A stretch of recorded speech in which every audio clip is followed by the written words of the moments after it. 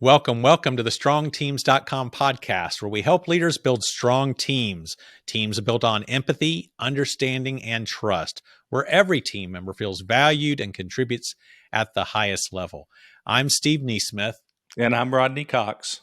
And I'm excited today, Rodney. We have a guest with us, Dan Rockwell, also known online as the Leadership Freak. Wow, Dan, welcome. We're thankful that you're here. Yeah, I'm thankful to be here as well. Steve, thanks for having me. Rodney, thank you very much. You bet. You know, it looks like you found this Leadership Freak blog back in 2010, and you make the statement that you founded the blog on a deep need to make a difference in the world. And I would be curious to understand really what that statement means, and share your heart with us and help us understand from a listener's perspective what you mean by that statement. I started writing Leadership Freak because I was afraid I wouldn't matter in the world, or that I could matter more, I think. I was working at a local Penn State affiliate here, higher ed, and involved in the community, and still am, been here for 30 some years. But I just felt like I wanted to make a bigger difference. I think I was going through a midlife crisis. I'm not exactly sure. And I think we ought to have a lot of them. I think we should have several. And that shifted my perspective on some things. And Leadership Freak I got my MBA late in life, and that also was an impact. I kind of got interested in organizational development and all of those kinds of things. And I just said to myself, I'm going to write 5 days a week for a year and see if it gets traction. I had no idea what that meant. Nothing. I knew nothing about it.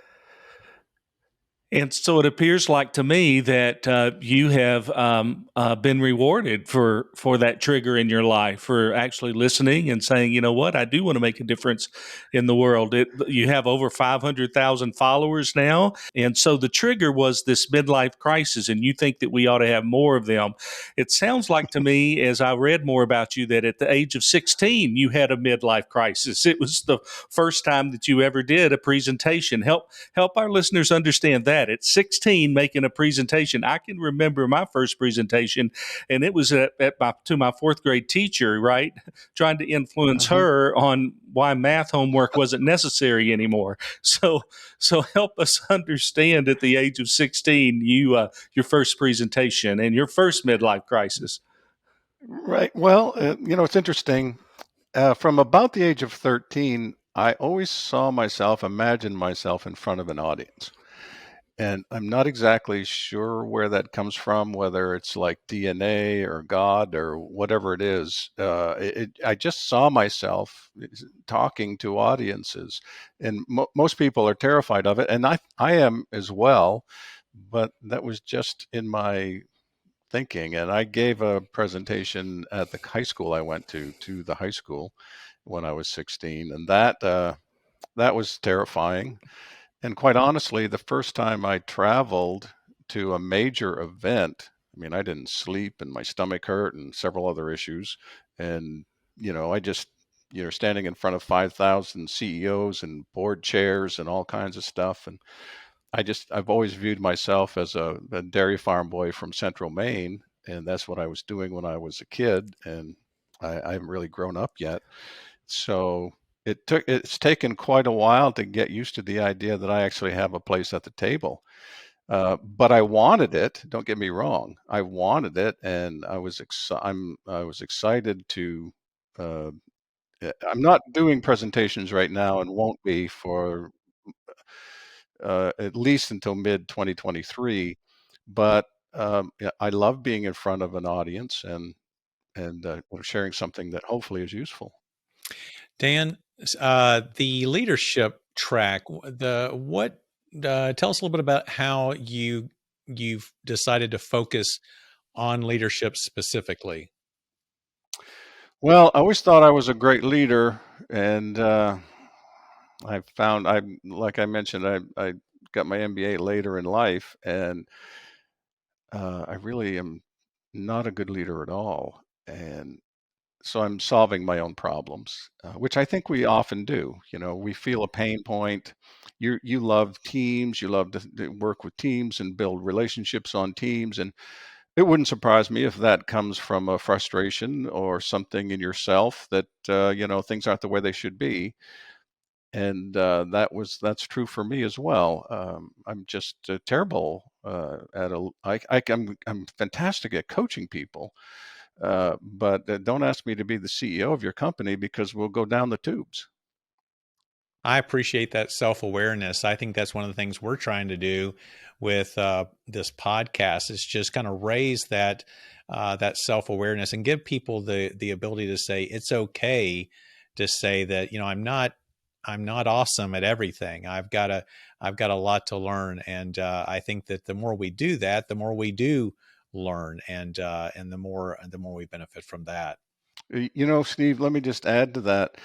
I just had a conversation yesterday with a fellow that I've been coaching for some time. Many of my clients are long-term clients, half of them probably, I should say. And this fellow's moved up in a very large organization, involved. They're like the third largest importer in the United States. They're just a huge company. And as he has moved up in the organization, the willingness to not know is really essential. And you're just surrounded with smarter and smarter people. You know less and less. And if you have to pretend like you know what's going on, you're gonna crash and burn. I mean, you're gonna blow yourself up. But vulnerability, humility, the willingness to not know, all of those things are essential to rising to higher levels of leadership. I agree. I appreciate that comment too. That's a good reminder for us all. Before we get too far away from it, I'm just curious at this point, any idea, Dan, how many blog posts you've published in the last 10 plus years or since you started the blog? Yes. Well, I've been writing almost some years I tried to write 7 days a week. I'm down to 5 days a week, and I'm almost perfect on that this year. I didn't post today, and there's a few times when I miss a day, but it's over 4,000. It's just part of my life. I get up in the morning and I put my hands on the keyboard, and if I don't, my fingers start getting like something's wrong, and there's something to the idea of a pattern and a ritual and a habit that I think if it's a good habit, it can really serve us well. So I get up in the morning and I write. Well, as somebody who has consumed a small number of those 4,000 posts, I just want to say thank you for getting in that habit, because I've learned a lot from the Leadership Freak blog over the years, and I've tried to apply much of it in my own career. So I'm glad you have that habit, and glad you're still in it. Yeah, thank you. Dan, there was a couple of things that you said back along the way that I'd like to reach back and pull forward. And one of those is I don't know if it was a God thing or whatever. Ephesians 2:10 says that you're God's poem to the world. Inside of each and every one of us, we cannot resist the call that God has given each and every one of us. And I think that our listeners know that intuitively, but very, very few will take that midlife crisis, as you say, and actually act on it and say, you know what? I'm going to actually listen and discover what it is that I'm really purposefully designed to do. And, that passage not only says that you're God's workmanship, you're his handiwork, that you've been crafted to do good works, but he is prepared in advance for us to do. And his invitation is for us to walk in it.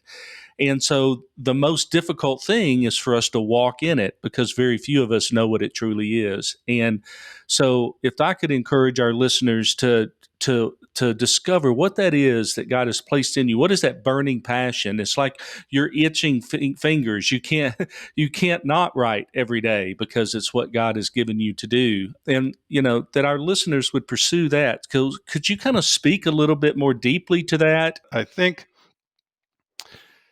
making a difference in the world, we have this idea that somehow I have to feel good, I have to feel comfortable.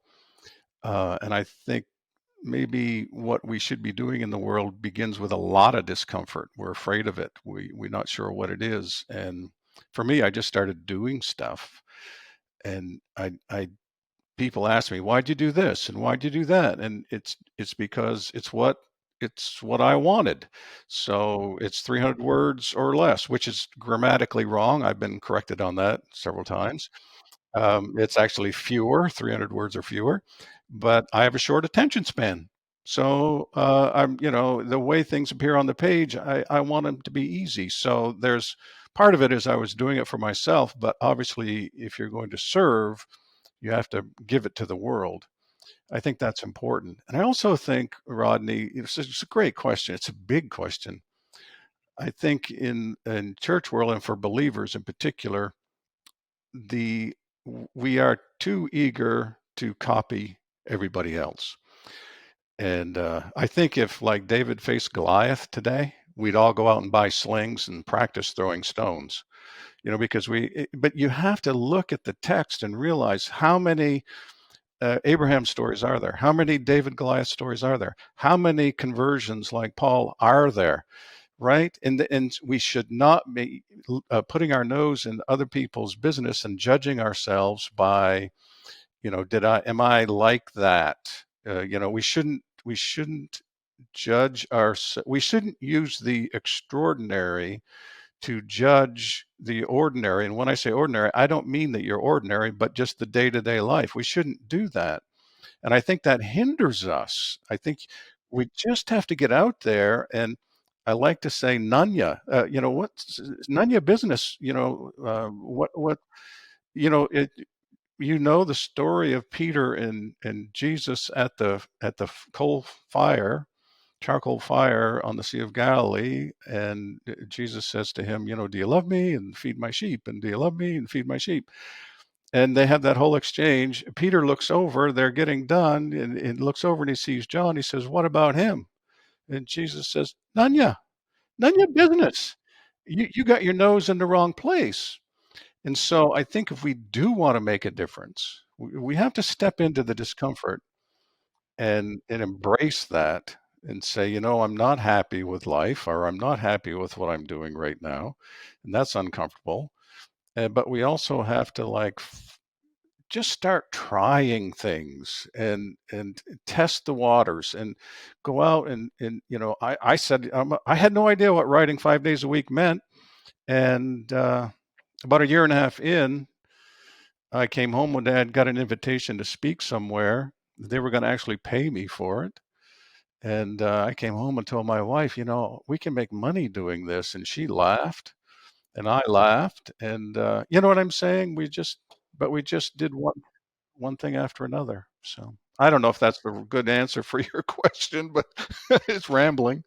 Well, I appreciate that answer. I've got a couple of thoughts on it real quick here, Rodney. First of all, I love that you, whether you meant to or not, you made your pursuit scalable, right? So it's hard to write 5 days a week when you're trying to write an essay or write a New York Times article, but you limit yourself to give yourself that opportunity. So in the sense, I mean, limit the word count to 300 words or less. That gives you the freedom to get back after it day after day, because you can see an end to that piece. You know that you're going to be able to complete it that day. And that's been so helpful over the years to keep that.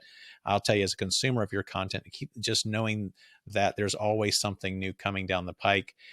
So I thought that was really smart. I really appreciate the point too about the comparison society, for lack of a better term, that we're in now, where it's so easy to try and compare and emulate and imitate other.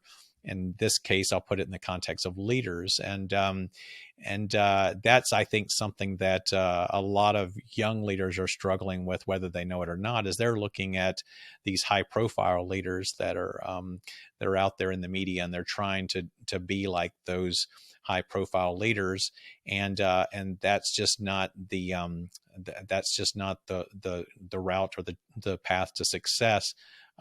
I say that to ask a question, Dan. What would you say are a few, if you were talking to really any leader, but maybe specifically a younger leader coming up, what are a couple of 2-3 skills that you would advise leaders to focus on today to look away from trying to compare and imitate these extraordinary unicorn leaders and just focus on being a strong leader?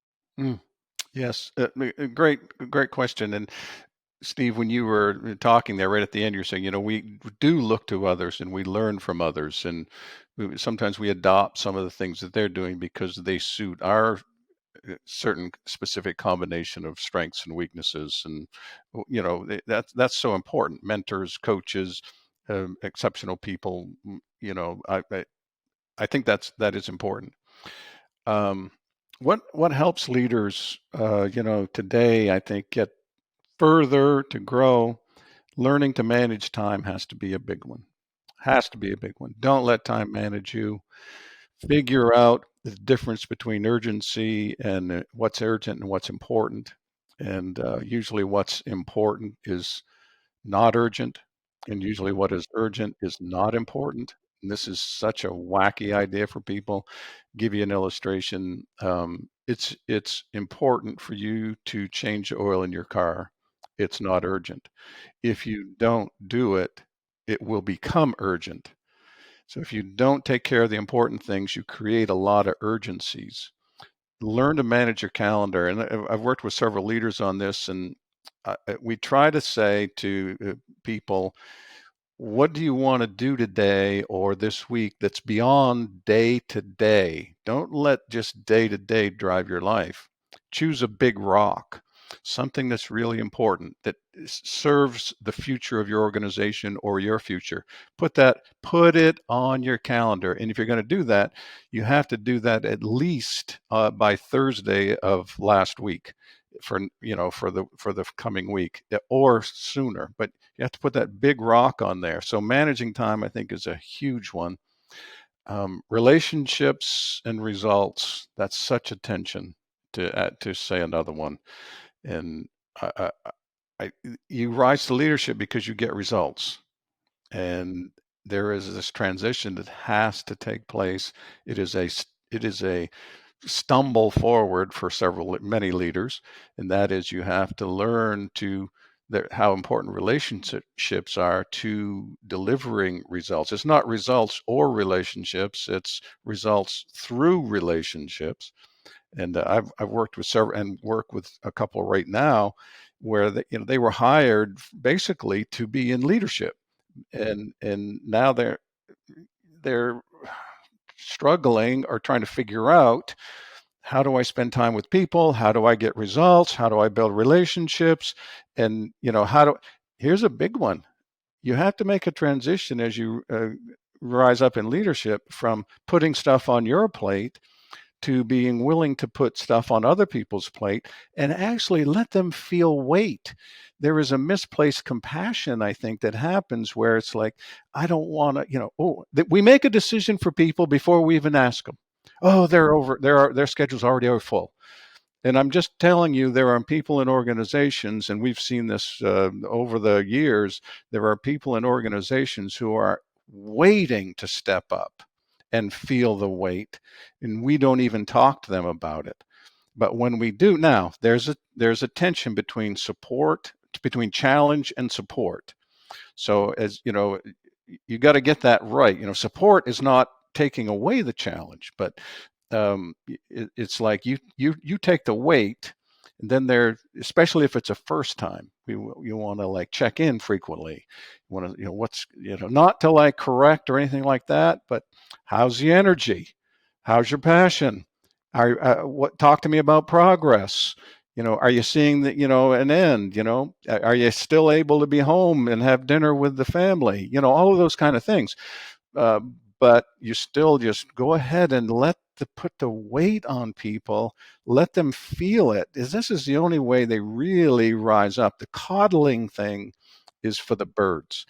We really need to encourage and help people bear the weight. I said all of that just to say, so often I see leaders who have done it themselves, right? They've taken on the weight, but when it comes time to put it on others, it's like they're a little hesitant about it. And it's, I think, a misplaced compassion. Dan, you talk about this weight, and you talk about this relational capital that we have to have. It's I think it even makes individuals feel a sense of betrayal when we're not honest with them, and when we're not forthright, and when we don't transfer that weight, when we don't keep them accountable. And then, 6 months later, they're trying to figure out the reason why we don't think they bring any value to the organization anymore. And they either get fired or they get the worst performance review they've ever gotten. I think that performance reviews should be done daily through our relational capital. Daily, I should be telling you and resourcing you and helping you become more efficient in the goal achievement in which we both agreed on. My job as a leader is to remove obstacles. And so without relational capital and communication, and without each of us pulling the weight in which each of us need to pull, it's impossible to pull off the organizational goals. So we definitely ascribe to this philosophy of relational capital. We think that if you're a leader and you don't have relationship, really you don't have much, because relationship is what will cover a multitude of our mistakes. And we have to have that relational capital, but we also have to have accountability. In one of your blogs that you wrote called The Leaders That Love the Most, you talked about an open-hearted leader. And so in open-hearted leadership, could you speak on that a little bit? Because I think it ties to exactly what we're talking about here. Everybody wants to know who you're in it for. Are you in it for yourself? Are you in it for others?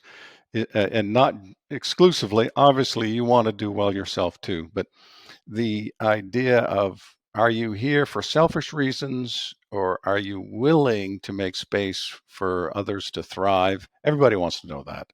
Everybody's asking, do you really care about people? And so I think that post, by the way, I think is one of the challenges of leadership is don't think people are going to be loving you. They're not going to be loving you. They're looking at you. They're nervous about you. They want to know what you're about. They're like standing back and just, trying to make a decision. Can I trust this person? So you got to love first. You got to move first. You have to go to people and put their interests as part of the mix. It isn't like, okay, everybody dies at the organization. No, somehow we bring together your goals, your vision. And if they don't align very strongly with the organization and our team, then we need to find you another place, maybe in the organization or somewhere else. All of that to me is loving. Never, ever do anything that is less than serving the best interest of everybody on the team.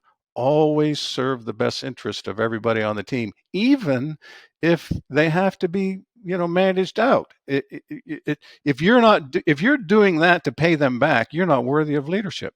If you're doing that to, smack them or whatever, then that's, you just show up and that is, to me, a decision. Just show up, and I'm not here for me. I'm here for you. And I can tell you this: the difference is the stress, anxiety, anger, frustration. When I show up for me, everybody is a problem. When I show up for them, everybody is an opportunity. That is amazing. What amazing words. Our listeners are going to be so encouraged. I've been following a guy around named Dr. Dale Tackett now for about 10 or 15 years, and had an opportunity to do some focus groups for him on a new project. And he talks about this word love, and he defines it this way, and I'd love to share it with you, Dan. He says, love is the zealous, selfless seeking of another's true good.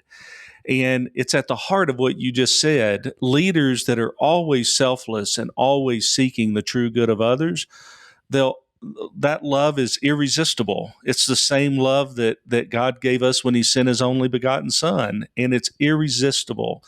And, I love the context and the framework in which you placed around love, because I think it amplifies that definition in an amazing way.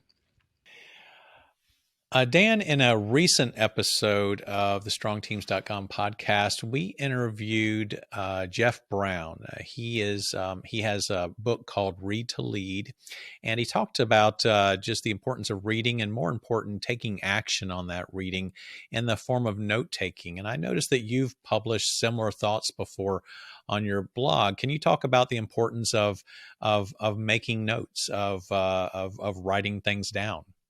Sure. Well, just so you know, I wrote down love is a zealous, selfless seeking of another's true good. So I was taking notes during the conversation, and I do that regularly. And I have to explain to my coach. There's some debate about in coaching circles: do you take notes or do you write them after?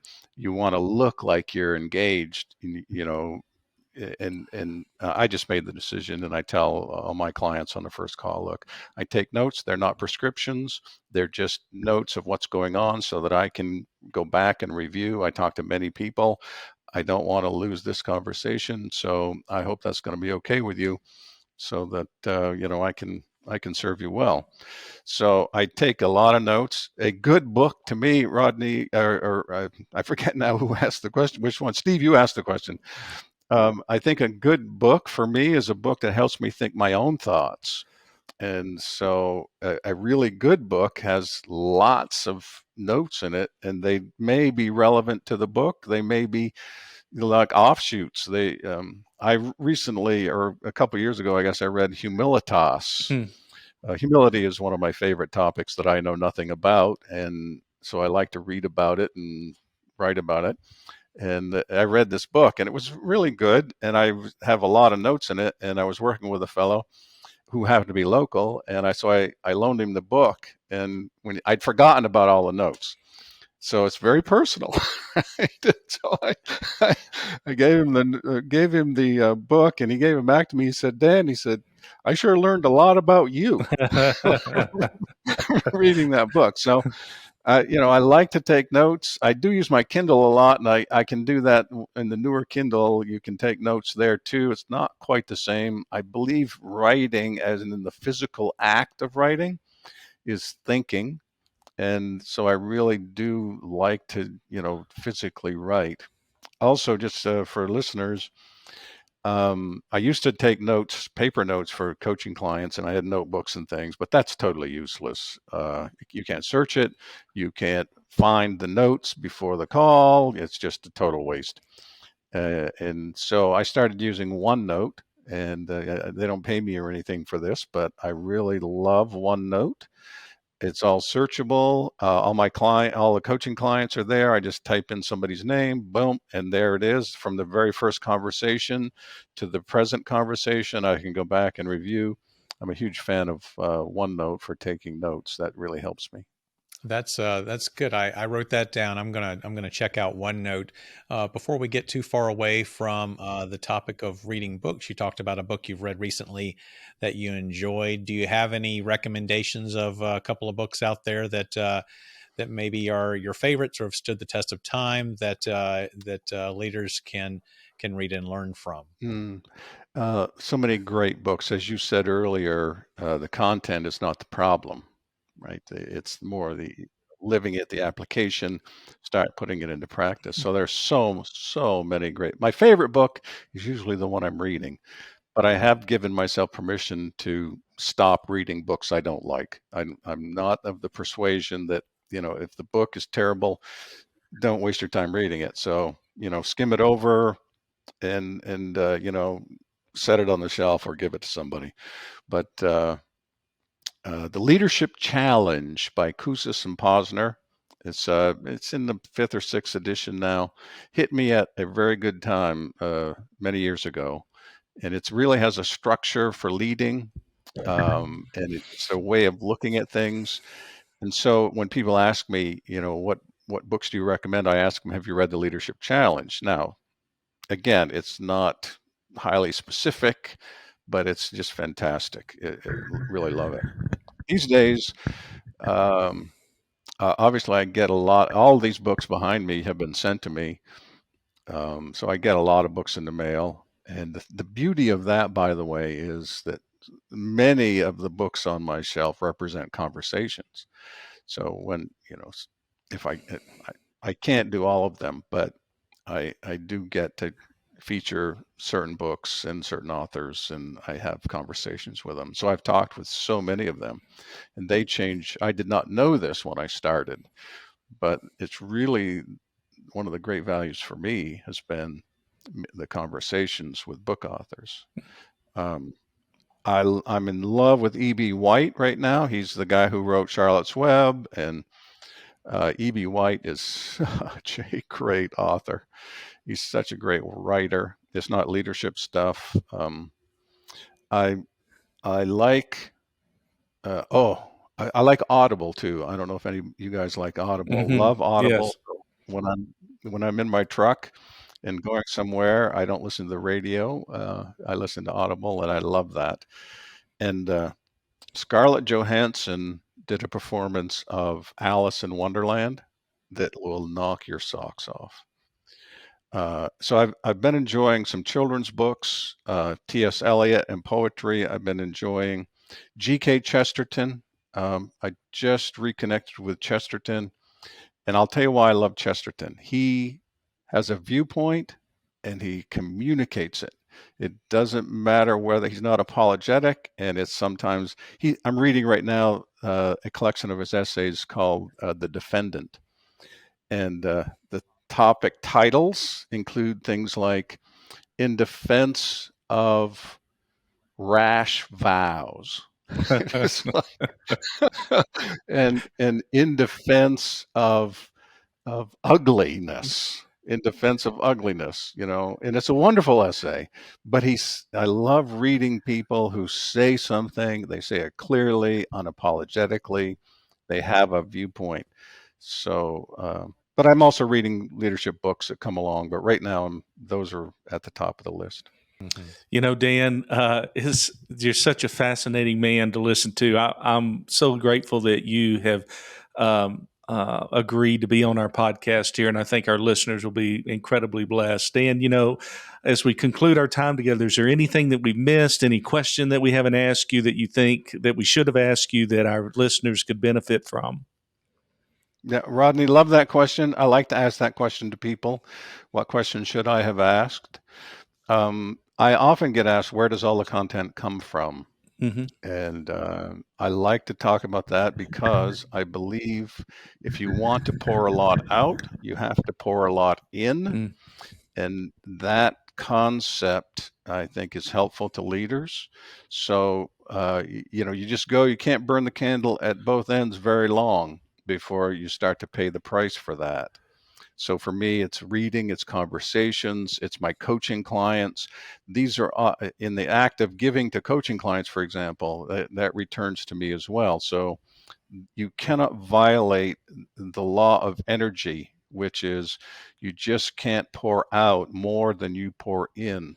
So pour a lot in. If you want to make a big difference in the world, pour a lot into your life. People, conversations, books, trying things, notice your energy. What are the things that make you go bright? And what are the things that kind of suck the life out of you? And try to do more of the things that make you go bright. Well, our guest today has been Dan Rockwell. I hope you've enjoyed him as much as Steve and I have. He is host of and the author of the hugely popular Leadership Freak blog. And if you're not currently a Freak follower, I would so encourage you to go subscribe to his blog. Dan, thank you for spending time with us today. It's been a pleasure.